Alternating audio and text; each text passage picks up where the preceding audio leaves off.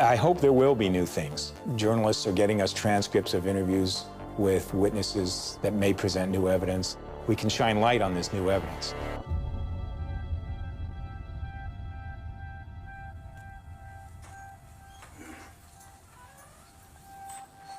Andy Cano was a witness who testified at both trials.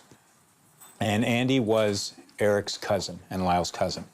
Andy testified that when he was 13, I think, 12 or 13, he and Erik were playing together one summer. And Erik asked Andy if Andy's father massaged his genitals. Well, he told me his father was massaging his dick. He used that word? Yes, he did. Some years after Andy passed away, Marta, his mother, found a letter that Erik had written to Andy some months before the shootings.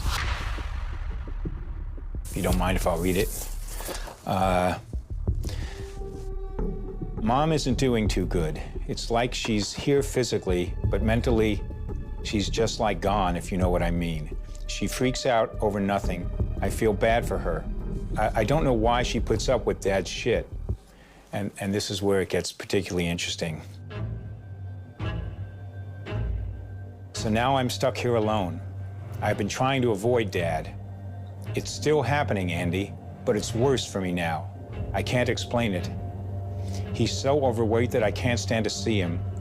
I never know when it's going to happen, and it's driving me crazy. Every night I stay up thinking he might come in. I need to put it out of my mind.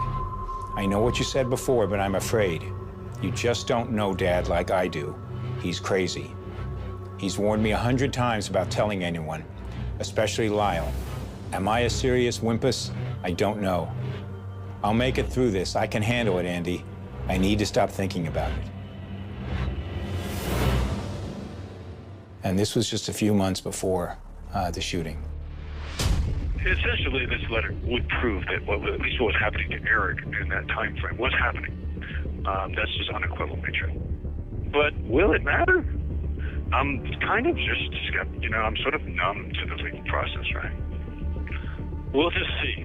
But I mean, I think it'll be helpful for people who are fighting for us and so on to have more evidence to support that. You ask if this evidence alone could open up the case. The answer is it might.